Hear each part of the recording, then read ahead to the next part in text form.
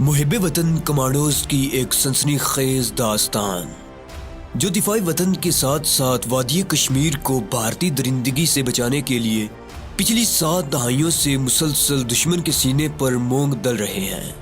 کہانی کی طرف بڑھنے سے پہلے آپ سے گزارش ہے کہ چینل کو سبسکرائب کیجیے اور ویڈیو کو لائک کیجیے۔ آئیے کہانی کی طرف چلتے ہیں۔ اتنی کامیابی کے بعد عمران جلدی سے پیچھے ہٹ گیا۔ اس نے پہلا کام یہ کیا کہ دیوار کے ساتھ لگا ہوا بٹن دبا کر کوٹھڑی کی بتی بجھا دی۔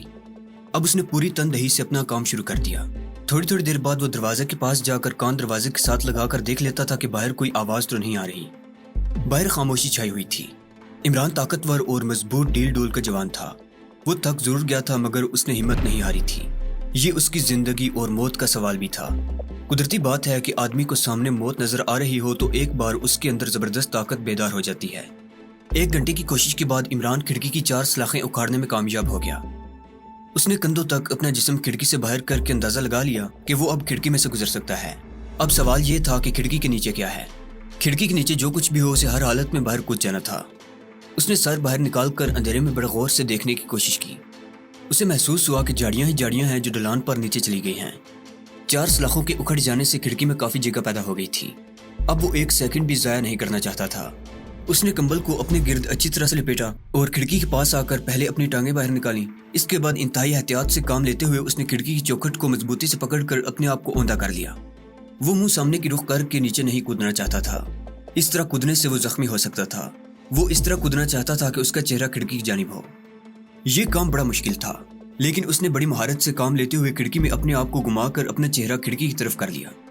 ایسا کرنے کے بعد اس نے دونوں ہاتھوں سے چوکھٹ کو مضبوطی سے پکڑ کر اپنا جسم نیچے لٹکایا۔ کمبل اس کے جسم سے کھسکنے لگا۔ عمران نے دونوں ہاتھ چھوڑ دیے۔ نیچے گرتے وقت اس نے بڑی تیزی کے ساتھ کمبل اوپر کر کے اپنے سر بازو میں چھپا لیا تھا اور خود کو گیند کی طرح بنا لیا تھا۔ وہ جھاڑیوں کے اوپر جا گرا۔ ایک جھاڑی سے دوسری اور دوسری سے تیسری جھاڑی پر وہ گرتا ہی چلا گیا۔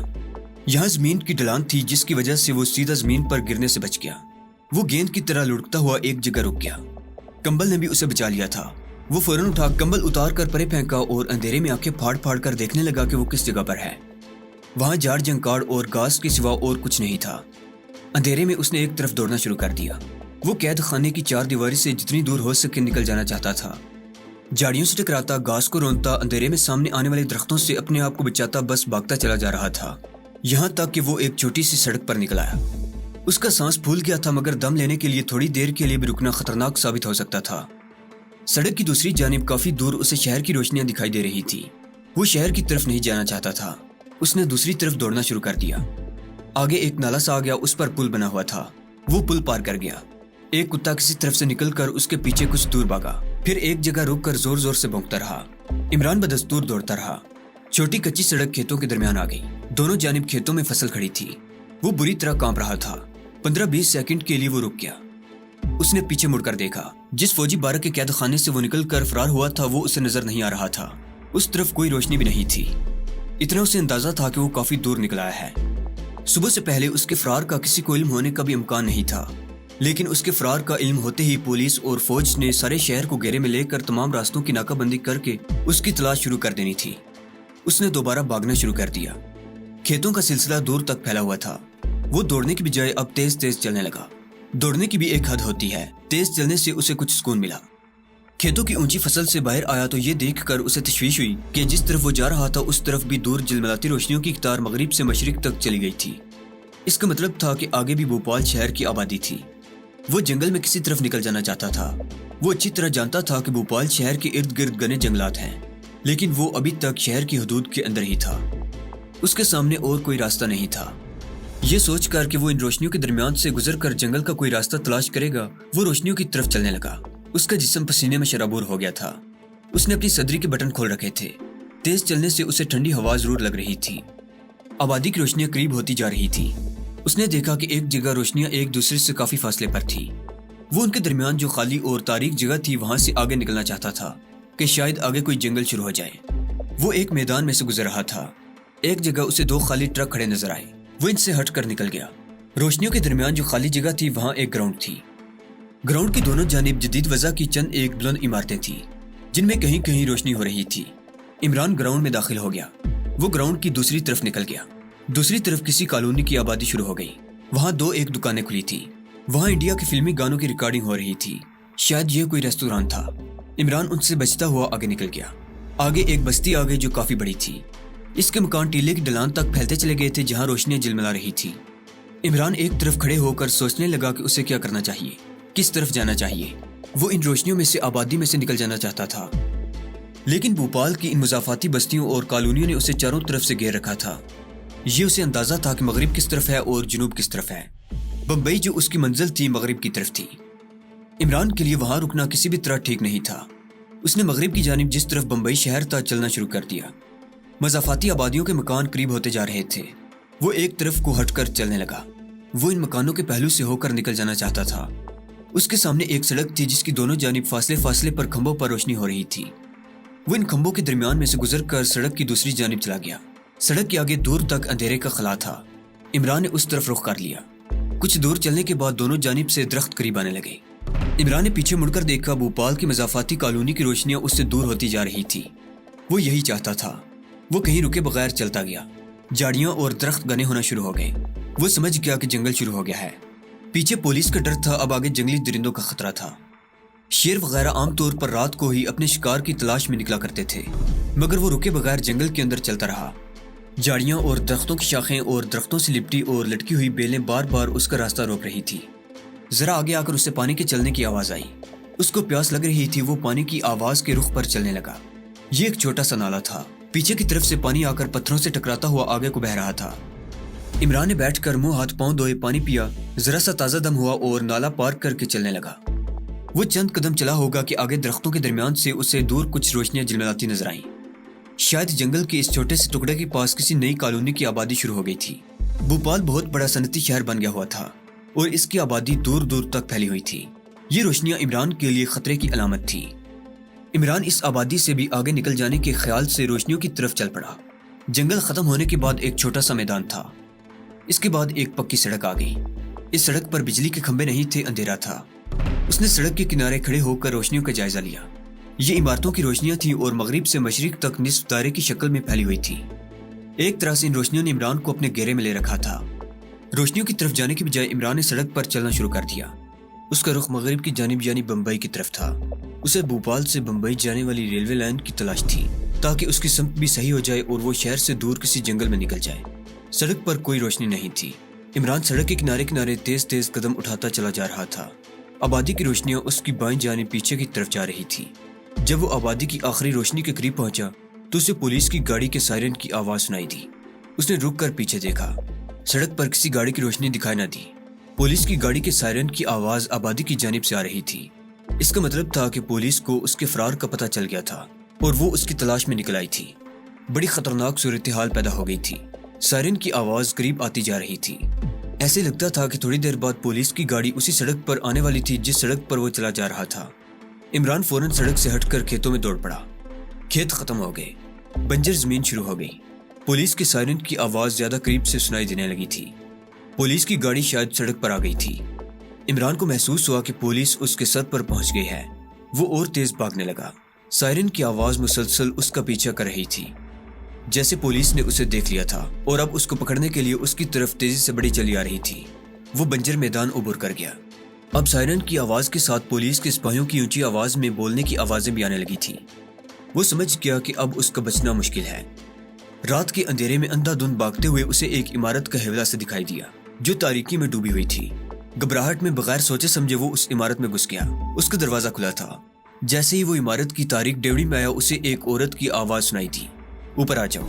اس نے اندھیرے میں ادھر ادھر دیکھا. اسے اپنے قریب کوئی عورت دکھائی نہ دی. عورت کی آواز دوبارہ آئی. کونے میں سیڑھیاں ہیں, سیڑھیاں چڑھ کر اوپر آ جاؤ. ڈوبتے کو تنکے کا سہارا بھی بہت ہوتا ہے. اس نے سوچا کہ یہ عورت رحم دل خاتون ہے اور اسے کہیں چھپا لے. وہ کونے کی طرف بڑھا. وہاں ایک زینہ اوپر کو جاتا تھا. عمران زینہ چڑھ کر اوپر والی منزل میں آ گیا. اوپر ایک دالان تھا. یہاں بھی اندھیرا تھا. اندھیرے میں دالان کے ستون اور ایک طرف کو جھکا ہوا چھبا عمران کو دھندلا دھندلا سا نظر آ رہا تھا. اسے وہ عورت کہیں نظر نہیں آ رہی تھی جس نے اسے اوپر بلایا تھا. اس دوران پولیس کی سائرن کی آواز بند گئی تھی, لیکن سپاہیوں کی آوازیں سنائی دینے لگی تھی جو دور سے قریب آتی جا رہی تھی. عمران پچھتانے لگا کہ خام خواہ اوپر آ گیا. اسے اس عمارت میں داخل ہی نہیں ہونا چاہیے تھا. وہ بھاگ رہا ہوتا تو اب تک دور نکل گیا ہوتا. پولیس تو اسی عمارت کی طرف آ رہی تھی. عمران نے اسی وقت وہاں سے نکل کر اندھیرے میں بھاگ جانے کا فیصلہ کر لیا۔ جیسے ہی وہ دالان کے زینے کی طرف بڑھا، اسے عورت کی آواز ایک بار پھر آئی، یہ غلطی مت کرنا، پکڑے جاؤ گے۔ عمران نے کہا، پولیس اسی طرف آ رہی ہے، میں یہاں بھی پکڑا جاؤں گا، تم کون ہو؟ عورت کی آواز آئی، یہ میں تمہیں بعد میں بتاؤں گی کہ میں کون ہوں، ابھی میں جیسے کہتی ہوں وہی کرو۔ دالان کے کونے میں ایک کوٹھڑی ہے، وہاں جا کر چھپ جاؤ۔ سپاہیوں کی آوازیں عمارت کے باہر سے آنے لگی تھی۔ کسی نے اونچی آواز میں کہا، عمارت کو گھیرے میں لے لو، مفرور جاسوس اسی عمارت میں چھپا ہوا ہے۔ اب عمران باہر نہیں جا سکتا تھا۔ وہ دوڑ کر دالان کے کونے والی کوٹھڑی میں گھس گیا اور اس نے دروازہ بند کر دیا۔ وہ اندر سے کنڈی لگانے لگا تو عورت کی آواز آئی، کنڈی نہ لگانا، کونے میں بیٹھ جاؤ، آواز نہ نکالنا۔ عمران جلدی سے کوٹھڑی کی دیواروں کو اندھیرے میں ٹٹولتا ہوا کونے میں جا کر بیٹھ گیا۔ کوٹھڑی میں گپ اندھیرا تھا، کچھ نظر نہیں آ رہا تھا۔ سپاہیوں کی زینے پر چڑھنے کی آواز آئی۔ عمران کے دل کی دھڑکن قدرتی طور پر تیز ہو گئی۔ اسے اس عورت پر کوئی اعتبار نہیں تھا جو سامنے نہیں آ رہی تھی اور اسے گائیڈ کر رہی تھی۔ عمران سے جو حماقت ہونی تھی ہو گئی تھی۔ اس کے سوا اب کوئی چارہ نہیں تھا کہ وہ خاموشی سے اللہ پر بھروسہ کر کے وہیں دب کر رہے۔ سپاہی دالان میں آ گئے تھے۔ کسی نے کہا، یہاں تو کوئی نہیں ہے۔ اس کے جواب میں ایک کرخت آواز آئی، 2 آدمی اوپر چھت پر جاؤ۔ اس کے ساتھ ہی کوٹھڑی کے دروازے کی درزوں میں سے عمران کو ٹارچ کی روشنی نظر آئی۔ پولیس کے سپاہی ٹارچ کی روشنی میں اسے تلاش کر رہے تھے۔ کوٹھڑی کا دروازہ بند تھا، پولیس باہر دالان میں تھی۔ پولیس کے پاس ٹارچیں تھی۔ عمران کو یقین ہو گیا کہ اب وہ بچ نہیں سکتا۔ وہ اپنی حماقت پر افسوس کرنے لگا، لیکن اب پچھتانے سے کوئی فائدہ نہیں تھا۔ جو ہونا تھا ہو گیا تھا۔ اتنے میں کسی سپاہی نے کوٹھڑی کے دروازے کو لات مار کر چوپٹ کھول دیا اور کوٹھڑی میں بیک وقت 2-3 ٹارچوں کی روشنی پڑی۔ کوٹھڑی روشن ہو گئی۔ کونے میں دبک کر بیٹھا ہوا عمران صاف نظر آنے لگا۔ عمران نے اپنے آپ کو گرفتاری کے لیے تیار کر لیا تھا۔ ایک ٹارچ کی روشنی براہ راست اس پر پڑی۔ کسی نے پیچھے سے آواز دے کر پوچھا، ابے سالو، اندر کوئی ہے کہ نہیں؟ جو سپاہی کوٹھڑی کے دروازے میں کھڑے اندر ٹارچ کی روشنی ڈال رہے تھے، ان میں سے ایک نے کہا، نہیں صاحب، اندر کوئی نہیں، کوٹھڑی خالی پڑی ہے۔ پیچھے سے وہی کرخت آواز دوبارہ سنائی دی، ابے تو یہاں کیا کر رہے ہو؟ دوسری کوٹھڑی میں جا کر دیکھو۔ ٹارچوں کی روشنیاں کوٹھڑی سے باہر چلی گئیں۔ کوٹھڑی میں اندھیرا چھا گیا۔ عمران ہکا بکا سا ہو کر رہ گیا۔ وہ حیران تھا کہ جب ٹارچ کی روشنیاں براہ راست اس پر پڑی تھی تو سپاہیوں نے اسے دیکھا کیوں نہیں؟ وہ انہیں نظر کیوں نہیں آیا؟ اس کی سمجھ میں کچھ نہیں آ رہا تھا۔ باہر دالان میں بھی اندھیرا چھا گیا۔ پولیس کے سپاہی اس کی تلاش میں عمارت کی دوسری طرف چلے گئے تھے۔ عمران اپنی جگہ پر ساکت ہو کر خدا کا شکر ادا کر رہا تھا کہ وہ بچ گیا ہے، لیکن یہ مہمہ اس کی سمجھ میں نہیں آ رہا تھا کہ وہ بچ کیسے گیا۔ کوٹھڑی کا دروازہ چوپٹ کھلا تھا۔ پولیس کے سپاہیوں کی آوازیں عمارت کے دوسرے کمروں کی طرف سے آ رہی تھی۔ سپاہی ٹارچ کی روشنی ڈالتے واپس دالان میں آ گئے۔ کسی نے بلند آواز میں کہا، وہ یہیں آس پاس ہی ہوگا، علاقے کی ناکہ بندی کرو، چلو۔ سپاہی سیڑھیاں اترنے لگے۔ اب عمارت کے باہر سے ان کی آوازیں آ رہی تھی جو آہستہ آہستہ دور ہوتے ہوتے غائب ہو گئی۔ عمارت پر سناٹا چھا گیا۔ وہ اس پراسرار عمارت سے باہر نہیں جا سکتا تھا۔ پولیس نے باہر ناکہ بندی کر لی تھی۔ وہ کوٹھڑی کے گپ اندھیرے میں بیٹھا اس مہمے پر غور کر رہا تھا کہ اتنی تیز روشنی میں وہ سپاہیوں کو کیسے نظر نہیں آیا۔ اتنے میں اسی عورت کی آواز پھر آئی، میں نے تمہیں پولیس کی نظروں سے چھپا لیا تھا۔ یہ پراسرار عورت اس کے خیال کو جیسے پڑھ رہی تھی۔ عمران نے بے اختیار ہو کر پوچھا، خاتون تم کون ہو؟ اس کا کوئی جواب نہ آیا۔ کوٹھڑی کی خاموشی اور گہری ہو گئی۔ کمانڈر عمران نے ایک بار پھر پوچھا، خاتون تم کون ہو اور یہ کیسے ہو گیا کہ پولیس مجھے روشنی میں بھی نہیں دیکھ سکی؟ کوٹھڑی میں خاموشی چھائی رہی۔ پراسرار عورت کی کسی طرف سے کوئی آواز نہ آئی۔ عمران کو خیال گزرا کہ شاید وہ مجھے پولیس سے بچا کر جا چکی ہے۔ اس نے ایک بار پھر اندھیرے میں اسے آواز دی۔ اس بار پراسرار عورت کی آواز آئی، تم بہت بولتے ہو، چپ نہیں رہ سکتے۔ وہ چپ ہو گیا۔ اسے تسلی ہو گئی کہ یہ عورت کوٹھڑی میں موجود ہے اور اسے ضرور کوئی ایسا خفیہ راستہ بتا دے گی جہاں سے وہ پولیس کی ناکہ بندی توڑ کر فرار ہونے میں کامیاب ہو سکے گا۔ یہ عورت کوئی ماروائی مخلوق تھی، نظر نہیں آتی تھی، صرف اس کی آواز سنائی دیتی تھی اور اب اس کی آواز بھی خاموش ہو گئی تھی، بلکہ اس نے عمران کو بھی چپ رہنے کا حکم صادر کر دیا تھا۔ عمران کو بمبئی پہنچنا تھا اور اپنے ماسٹرز پائستار سیٹ کے ریسٹ ہاؤس میں جانا تھا جو ان کا خفیہ ہیڈ کوارٹر بھی تھا۔ عمران اندھیری کوٹھڑی میں خاموش ہو کر بیٹھ گیا تھا، سوچ رہا تھا کہ رات گزرتی جا رہی ہے۔ اگر صبح تک پراسرار عورت کے انتظار میں بیٹھا رہا تو دن کی روشنی میں فرار نہ ہو سکے گا۔ گات لگا کر بیٹھی ہوئی پولیس اسے دیکھتے ہی بون کر رکھ دے گی۔ آخر اس نے فیصلہ کر لیا کہ پراسرار عورت کا انتظار بیکار ہے، وہ عمارت سے جا چکی ہے، اسے خود ہی اندھیرے میں نکل جانے کی کوشش کرنی چاہیے۔ جیسے ہی وہ اٹھ کر کوٹھڑی کے دروازے کی طرف بڑھا، پراسرار عورت کی آواز آئی، کہاں جا رہے ہو؟ عمران وہیں رک گیا۔ اس نے کہا، جان بچا کر بھاگنے کی کوشش کرنے لگا ہوں۔ اس کی آواز آئی، مارے جاؤ گے۔ اس نے کہا، پھر تم ہی کوئی راستہ بتاؤ۔ وہ بولی، باہر نکلو، دالان کے مغربی کونے میں ایک کوٹھڑی ہے، اس میں ایک چھوٹی کھڑکی ہے. کھڑکی کھولو گے تو تمہیں ایک زینہ نیچے اترتا ملے گا. وہاں سے نیچے اتر جاؤ. نیچے ایک خفیہ سرنگ ہے. یہ سرنگ تمہیں پولیس کی ناکہ بندی سے دور لے جائے گی. جاؤ. عمران نے کہا خاتون تمہارا شکریہ. اس کا کوئی جواب نہ آیا. دبے پاؤں کوٹھڑی سے نکل کر دالان میں آیا. وہاں سے مغرب کی جانب گیا تو ایک کوٹھڑی تھی جس کا ایک پٹ کھلا ہوا تھا. وہ اس کے اندر چلا گیا. باہر کی طرح اندر بھی تاریکی تھی. وہ دیوار کو ٹٹول کر آگے بڑھا. اس کا ہاتھ ایک کھڑکی سے ٹکرایا جو بند تھی. اس نے آہستہ سے کھڑکی کھول دی. اندر جھانک کر دیکھا, کچھ دکھائی نہ دیا. ایک پاؤں آگے کر کے نیچے گیا تو نیچے زینہ تھا. وہ بڑی احتیاط کے ساتھ زینے پر آ گیا اور ایک ایک زینے پر پاؤں رکھتا نیچے اترنے لگا. 10-12 سیڑھیاں اترنے کے بعد زینہ ختم ہو گیا. وہ اندھیرے میں دیوار پر ہاتھ رکھتا آگے بڑھنے لگا. مکڑیوں کے جال چہرے سے ٹکرا رہے تھے. وہ انہیں ہاتھ سے پیچھے ہٹا رہا تھا. یہ کوئی سرنگ نما خفیہ راستہ تھا. فضا میں گھٹن اور سیلن تھی. شاید وہ زمین کے نیچے چل رہا تھا. عجیب ناگوار بو پھیلی ہوئی تھی. سرنگ کا فرش کچا تھا اور جگہ جگہ اس کے پاؤں مٹی کی چھوٹی بڑی ڈیریوں سے ٹکرا رہے تھے. یہ قدیم زمانے کی کسی سردار یا راجے کے کسی محل کا کھنڈر تھا جس نے ہنگامی حالات میں فرار ہونے کے واسطے محل کے نیچے ایک خفیہ سرنگ بنا رکھی تھی. عمران کو سانپ بچھو کا بھی ڈر لگا ہوا تھا, مگر خدا کا شکر ہے کہ ابھی تک کسی سانپ بچھو نے اسے نہیں کاٹا تھا. سرنگ ایک طرف کو گھوم گئی. اس نے سرنگ میں کافی فاصلہ طے کر لیا تھا. ایک جگہ پہنچ کر سرنگ دوسری مرتبہ گھومی تو سامنے سے تازہ ہوا کا جھونکا آ کر چہرے سے چھوا. وہ سمجھ گیا کہ سرنگ ختم ہو رہی ہے اور تازہ ہوا کا جھونکا اس کے دہانے سے آیا ہے. اس نے اپنی رفتار تیز کر دی. وہ سامنے کی جانب دیکھ رہا تھا. کچھ فاصلے پر اندھیرے میں سلیٹی رنگ کا دھندلا دھندلا غبار سا نظر آ رہا تھا. اس طرف سے تازہ ہوا برابر آ رہی تھی. وہ سلیٹی رنگ کا دھندلا غبار ستاروں کی مدم روشنی تھی. سرنگ وہاں جا کر ختم ہو گئی. اس کے دہانے کے آگے جاڑیاں تھیں. اس نے سرنگ سے باہر آ کر چاروں طرف نگاہ دوڑائی. ارد گرد اونچے اونچے درخت اور جاڑیاں تھیں. سناٹا چھایا ہوا تھا. عمران اندازے کے مطابق مغرب کی طرف چل پڑا. ابھی تک کسی جانب سے اس پر فائر نہیں ہوا تھا. اس کا مطلب تھا کہ وہ پولیس کی ناکہ بندی سے بہت آگے نکلا تھا. عمران نے خدا کا شکر ادا کیا اور تیز تیز چلنے لگا. آسمان پر ستاروں کا نقشہ ظاہر کر رہا تھا کہ رات کافی ڈل چکی ہے اور کچھ دیر بعد آسمان پر صبح کا نور جھلکنے والا ہے. وہ صبح ہونے سے پہلے پہلے جتنی دور نکل سکتا تھا نکل جانا چاہتا تھا. بس چلتا جا رہا تھا. درختوں کے جھنڈ پیچھے رہ گئے تھے. وہ اونچی اونچی گھاس میں سے گزر رہا تھا. گھاس اس کے کندھوں سے بھی 2 فٹ اونچی تھی. اس میں دیہاتی لوگوں نے آنے جانے کے لیے تنگ سا راستہ بنا رکھا تھا. وہ اسی راستے پر چل رہا تھا. گھاس کا یہ میدان ختم ہو گیا. سامنے کھلی جگہ آ گئی. آگے ایک معمولی سی چڑھائی تھی. چڑھائی چڑھ کر اوپر آیا تو دیکھا کہ یہ ریلوے لائن تھی. وہ ریل کی پٹڑی کے ساتھ ساتھ مغرب کی سمت چلنے لگا. عمران کو اسی سمت جانا تھا. ریلوے لائن کو دیکھ کر اس کے دل کو یہ حوصلہ ہو گیا تھا کہ آگے کوئی نہ کوئی بڑا اسٹیشن آئے گا. ہو سکتا ہے وہاں سے بمبئی کی طرف جانے والی گاڑی بھی مل جائے. اتنی اسے تسلی تھی کہ وہ پولیس کے گھیرے سے کافی دور نکلا ہے. وہ ریلوے لائن کے ساتھ ساتھ چلتا رہا. ریلوے لائن کے دونوں جانب جو گھنے درختوں والا جنگل سا تھا وہ ختم ہو گیا اور کھیت شروع ہو گئے. کھیت انسانی آبادی کی نشانی تھے. چلتے چلتے آسمان پر صبح کا نور نمودار ہونے لگا. ریلوے ٹریک پر دور سے سگنل کی سرخ بتی دکھائی دی. آگے جو بھی کوئی اسٹیشن تھا وہ اس کے قریب آ گیا تھا. سگنل کے پاس پہنچتے پہنچتے آسمان پر صبح کا پہلا اجالا پھیل چکا تھا. یہ ایک چھوٹا سا اسٹیشن تھا. 2 ریلوے ٹریک تھے لیکن پلیٹ فارم صرف ایک طرف تھا. پلیٹ فارم پر 2 ایک آدمی ہی نظر آ رہے تھے. عمران نے ایک آدمی سے جو ریلوے کا مزدور لگتا تھا پوچھا کہ وہاں سے آگے کس طرف کو گاڑی جاتی ہے.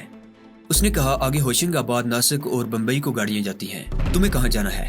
عمران نے کہا مجھے بمبئی جانا ہے. بمبئی جانے والی گاڑی کس وقت آتی ہے؟ ریلوے مزدور بولا بمبئی جانے والی پیسنجر میل دوپہر کے 1:30 بجے آئے گی. ابھی ایک مال گاڑی آ رہی ہے، وہ بھی بمبئی جا رہی ہے، مگر اس میں تم نہیں بیٹھ سکتے. ویسے بھی مال گاڑی یہاں 2-1 منٹ ہی ٹھہرے گی. اس میں ریلوے کا ایک بکس رکھوانا ہے. ریلوے مزدور چلا گیا. اتنے میں 2 کلی ٹرالی پر ایک بڑا بکس رکھ کر لائی اور اسے پلیٹ فارم کے کنارے ایک طرف کر کے رکھ دیا. عمران نے مال گاڑی پر سوار ہونے کا فیصلہ کر لیا. اسٹیشن ماسٹر بھی لال اور سبز جھنڈیاں ہاتھ میں پکڑے پلیٹ فارم پر آ گیا. اس کا مطلب تھا کہ مال گاڑی آنے والی تھی. وہ پلیٹ فارم کی طرف سے مال گاڑی کے کسی ڈبے میں داخل نہیں ہو سکتا تھا. اس طرح وہ دیکھا جا سکتا تھا. وہ بینچ پر سے اٹھا اور ٹہلتے ٹہلتے پلیٹ فارم کے آخری سرے پر پہنچ کر لائن میں اتر گیا اور اس کی دوسری طرف کچھ فاصلے پر ایک درخت کے نیچے بیٹھ گیا. وہ دوسری جانب سے مال گاڑی میں سوار ہونا چاہتا تھا. پلیٹ فارم پر 2 کلی ریلوے کے بڑے بکس کے پاس آ کر کھڑے ہو گئے تھے. اس بکس کو مال گاڑی کے کسی ڈبے میں رکھنا تھا جس کی خاطر وہاں مال گاڑی پل 2 پل کے لیے رک رہی تھی. اس کی نظریں مشرق کی جانب ریلوے لائن پر جمی ہوئی تھی. اسی طرف سے مال گاڑی کو آنا تھا. دور سے ریل گاڑی کے انجن کی سیٹی کی آواز سنائی دی. کچھ دیر بعد ریل گاڑی کا انجن بھی دور سے نظر آنے لگا. مال گاڑی آہستہ آہستہ قریب ہوتی جا رہی تھی. माल गाड़ी प्लेटफॉर्म पर पहुंच गई। देव व्हीकल कोयले का इंजन शांशक करता इमरान के करीब से गुजरा और आगे जाकर रुक गया। कुली और स्टेशन मास्टर माल गाड़ी के डब्बों के पीछे छुप गए थे। इमरान जल्दी से उठा और माल गाड़ी के डब्बों के साथ साथ पीछे की तरफ चलने लगा। माल गाड़ी के सारे डब्बे बंद थे। एक डब्बे का आधा दरवाजा खुला था। इमरान उसमें घुसकर कोने में बैठ गया। माल गाड़ी का यह डब्बा बिल्कुल खाली था। यह डब्बा गाड़ी के इंजन से 2-3 बोगियां छोड़कर था। उसे इंजन में से स्टीम के खारिज होने की आवाज आ रही थी। 1-2 मिनट के बाद ही इंजन ने सीटी दी और फिर चक चक करता चल पड़ा। जब तक माल गाड़ी स्टेशन से काफी आगे नहीं निकल गई, इमरान कोने में ही बैठा रहा। माल गाड़ियां आमतौर पर तेज नहीं चला करती। उनकी एक खास स्पीड होती है, वो उसी रफ्तार से चलती है। ये माल गाड़ी भी एक खास स्पीड से जा रही थी। इसमें सिर्फ एक ही खूबी थी कि इसने किसी छोटे स्टेशन पर नहीं रुकना था। माल गाड़ी जैसे जैसे भोपाल से दूर होती जा रही थी, इमरान अपने आप को खतरे से दूर महसूस कर रहा था। छोटे छोटे कई स्टेशन आए। माल गाड़ी वहां से रन थ्रो गुजर गई। रेलवे मजदूर की जुबानी इमरान को मालूम हो चुका था कि आगे बड़ा शहर होशिंग आबाद है। माल गाड़ी होशिंग आबाद के स्टेशन पर रुक गई।